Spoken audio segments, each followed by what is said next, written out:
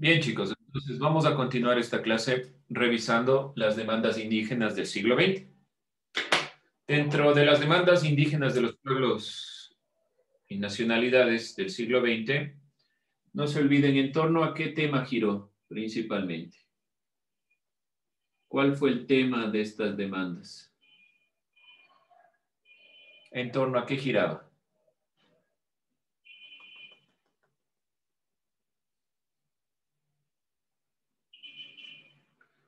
¿Alguien recuerda en torno a qué giró estas demandas? A la justicia. Sí, pero la justicia sobre... ¿Alguien se acuerda? Sobre su libertad. Derechos de los pueblos indígenas. De los derechos, no, exactamente, más allá. Sí tiene que ver con los derechos, pero específicamente con qué derecho. ¿Derecho a la tierra? A la tierra, gracias. Derecho a la tierra. Muy bien. Sí tiene que ver con lo que dicen, pero específicamente el derecho a la tierra. Gracias. Entonces, cuando hablábamos del derecho a la tierra, estuvimos nosotros puntualizando que para 1926 se forma el primer sindicato indígena gracias al Partido Comunista. También puntualizamos, entonces, el tema central va a ser el derecho a la tierra. En cuanto a fechas, 1926, primer sindicato.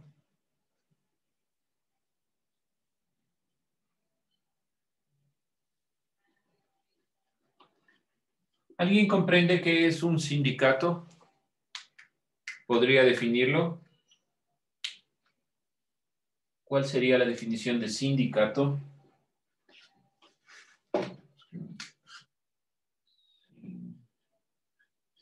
Sindicato. ¿Qué es un conjunto de personas que luchan por sus derechos dentro ¿Cómo? de una empresa. Ya, muy bien, conjunto de personas que, y sobre todo la idea de agrupación de personas que se juntan para pelear por sus derechos. Lo que principalmente se separa o se quiere cuando se tiene un proceso como el que han tenido varios países, donde solo un grupo social, por ejemplo, los criollos o, por ejemplo, los terratenientes, tenían el poder, se limita mucho la agrupación social. Desde que se forma el Partido Comunista, se aboga porque se generen estas agrupaciones que luchen por los derechos. No olvidarse eso. Una agrupación de personas que luchan por los derechos. La primera huelga indígena se genera en Cayambe, ya sabemos, gracias a Dolores Cacuango y Tránsito Maguaña, primera huelga.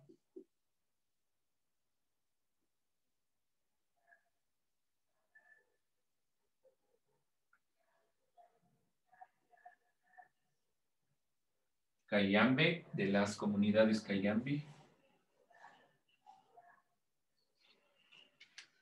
Las demandas giraron en torno al incremento de salarios y ya sabemos de estas consideraciones. Remuneración también para los trabajos femeninos, eliminación de servicios personales y demás. Dentro de este proceso y esta primera huelga se logró en 1938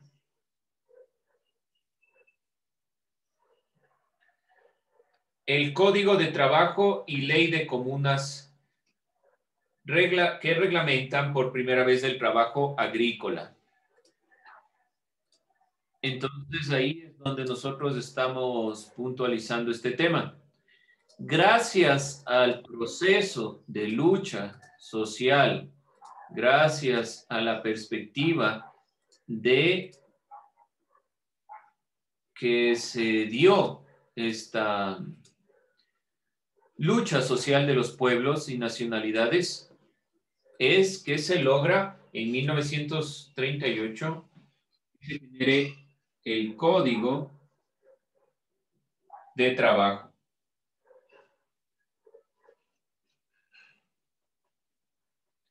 Aquí se enmarcan los límites que puede tener un empleador, que tiene que ser remunerado, que tiene que tener seguridad y todos esos elementos. Y ley de comunas.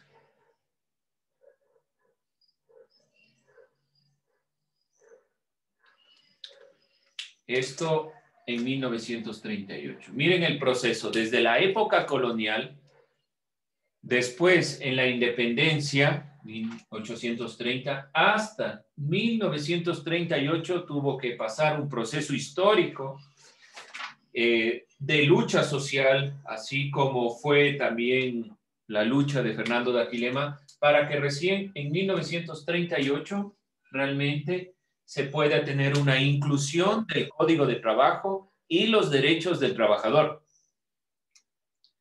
Este elemento es primordial para poder comprender en nuestro país las luchas sociales de los pueblos y nacionalidades. 1926, 1938, ya vamos a ver también principalmente el levantamiento indígena y sobre todo las posturas de lo que ha presentado y ha manifestado Dolores Cacuango, que ya vamos a ver algunos elementos. Las demandas por la entrega de tierras de los indígenas permitió, es decir, esta demanda y este código de trabajo, que en 1964 se expediera una reforma agraria. 1964, con la Junta Militar, la época del gobierno de la Junta Militar, reforma agraria.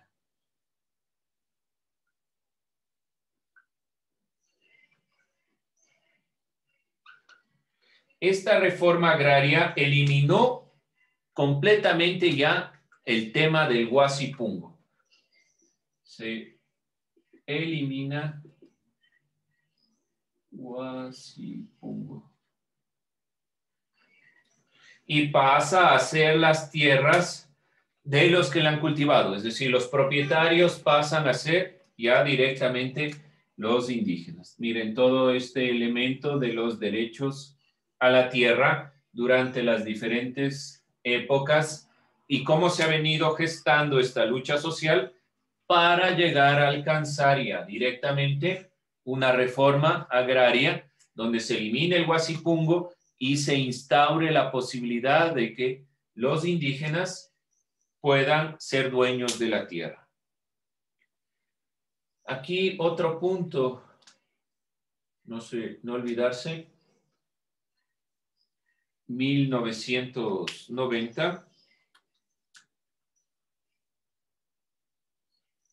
primer levantamiento indígena en el Ecuador.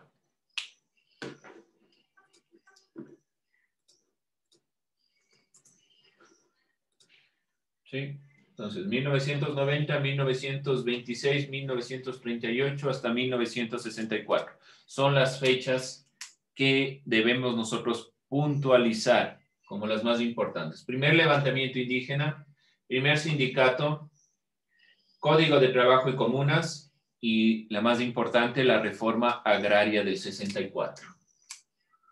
Tomar en cuenta este panorama para entender justamente las demandas sociales, las demandas de los pueblos y nacionalidades indígenas. No se olviden aquí, 1990, primer levantamiento indígena en el Ecuador. ¿Preguntas, dudas, inquietudes? ¿Queda claro? ¿Sí? Por favor, pregunten, si no, les hago preguntas y luego no queda claro. Voy a ponerlo. ¿Copiaron? ¿Alguien le falta? Bueno, voy a ponerlo de forma de línea de tiempo para tomar todos estos elementos. Es decir, que vamos a tomar en cuenta esto. No se olviden tener para poder sintetizar. En el Ecuador, 1990. ¿Qué sucedió en 1990? Vamos, si estamos atentos o no de lo que ha venido sucediendo. A ver. El primer levantamiento indígena en Ecuador. Primer levantamiento indígena. No voy a ir anotando, irán puntualizando. Primer levantamiento indígena.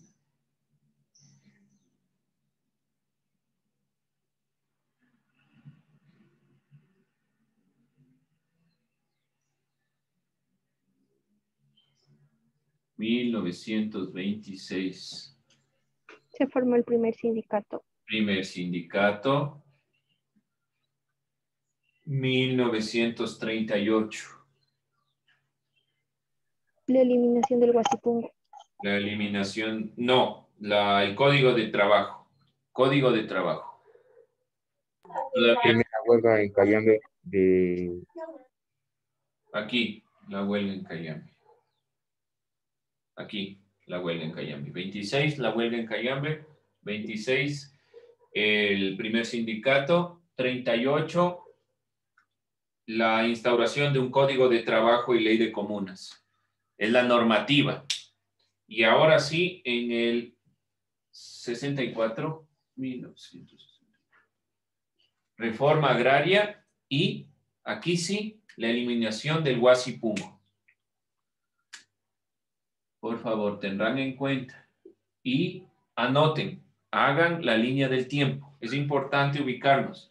Tal vez en el organizador gráfico se pueda perder, pero la línea del tiempo nos permite tener la idea clara de las fechas, la época que estamos hablando. Como decíamos, siglo XX. Comienza ya en el Ecuador a marcarse la visión de un cambio hacia la inclusión de las nacionalidades y pueblos indígenas del Ecuador. No se olviden estas fechas y por favor completen. Les voy a dar un tiempo mientras paro. Vamos a ver el video sobre Dolores Cacuango y cerramos observando otros tipos de manifestaciones, no solo de los pueblos indígenas, sino también afrodescendientes, montubios, mestizos y demás. ¿Qué podemos sacar de ese video? ¿Qué ideas podemos obtener de Dolores Cacuango? ¿Qué podemos sacar como aquello importante de las demandas de los pueblos y nacionalidades? ¿Cuál fue el impulso que le da esta representante indígena? La educación. que en ese momento los indígenas eran tomados como un objeto y que ella luchó porque se les tome ya en serio como ciudadanos. Ya, muy bien. Que sean parte de toda la congregación. Y un punto muy importante, ya mencionó el compañero, la educación. La educación es fundamental en la perspectiva de los pueblos y nacionalidades. Sobre todo la educación bilingüe. ¿Sí? Es decir, que lo que primero se dan cuenta que se está perdiendo es el lenguaje autóctono y que debemos regresar hacia guiar la educación en este lenguaje para que no se pierda. ¿Alguien más? ¿Otro punto relevante que podamos destacar?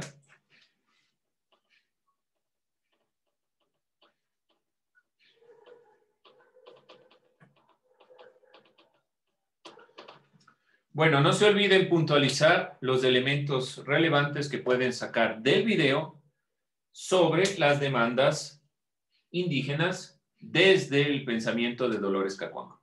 Vamos a ver las demandas de otros grupos sociales y con eso vamos a ir cerrando. Los pueblos indígenas amazónicos han planteado el reconocimiento y respeto de su identidad cultural, su forma de vida, la protección del medio ambiente, que está muy en boga hoy en día y que es una perspectiva que debe tomarse en cuenta. Por lo tanto, además de los indígenas de la sierra, sobre todo el centro de nuestro país, los pueblos indígenas de la Amazonía, amazónicos, han planteado también su reconocimiento, que le reconozcan dentro del territorio, que sean parte de, y sobre todo, reconocer su forma de vida. Reconocimiento es lo que más se pide. Este reconocimiento planteado principalmente en la protección al medio ambiente, en la perspectiva de vida, en la identidad cultural.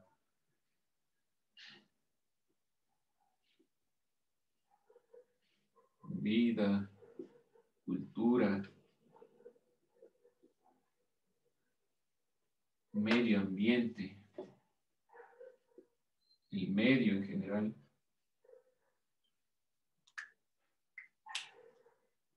El respeto de las formas en las cuales entienden el mundo, su religiosidad, su consideración principalmente cultural, es fundamental para entender a estos pueblos. Además de los pueblos indígenas, amazónicos, hemos visto principalmente el levantamiento indígena en general, pero ha sido sobre todo de la Sierra Centro. La demanda de los pueblos afrodescendientes, pueblos afrodescendientes. La demanda de estos pueblos es principalmente la eliminación de todo tipo de discriminación racial, que es un punto relevante.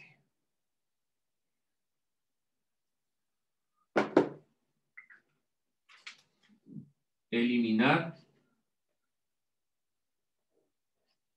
la discriminación.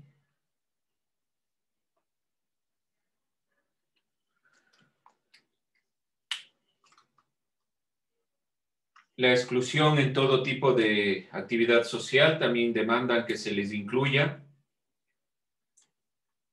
Podemos nosotros puntualizar estos elementos como los importantes, ya vamos a ver otros más.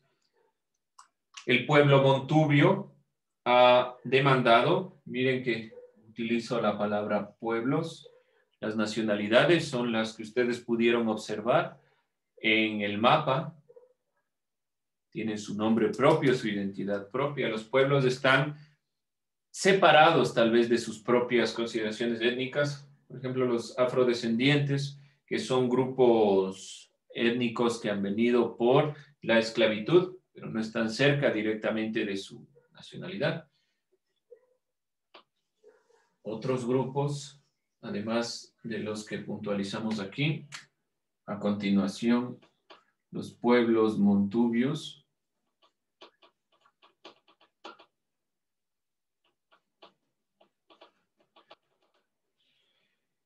han demandado el reconocimiento de su existencia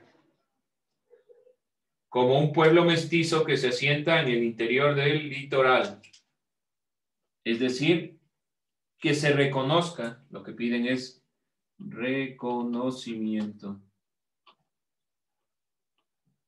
de su existencia.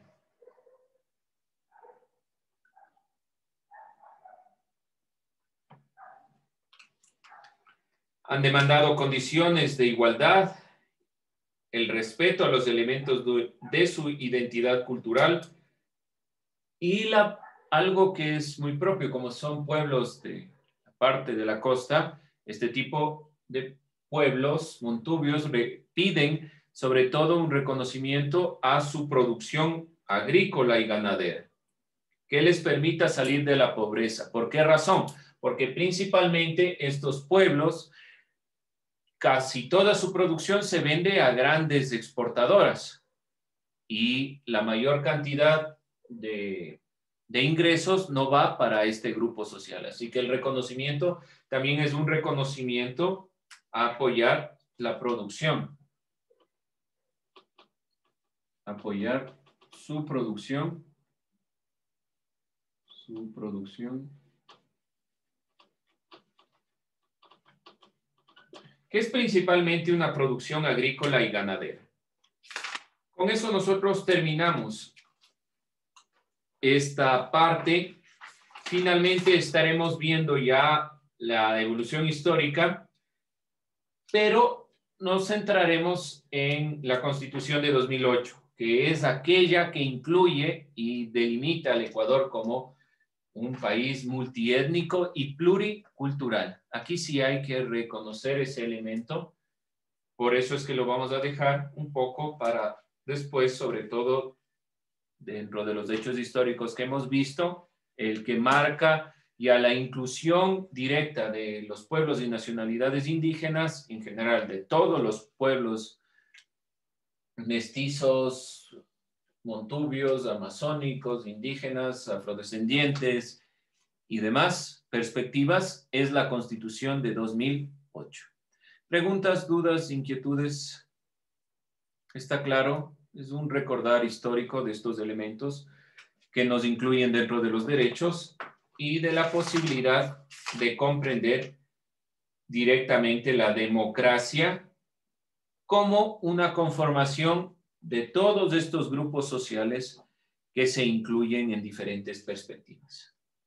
Bien, chicos, no hay dudas, preguntas, inquietudes. Con esto cerramos esta visión y en estos minutos que vamos a cerrar con eso. Ya, vamos a cerrar con eso. No se olviden resumir el video. Simplemente sacar las ideas del video, tenerlas en su portafolio. Con eso cerramos.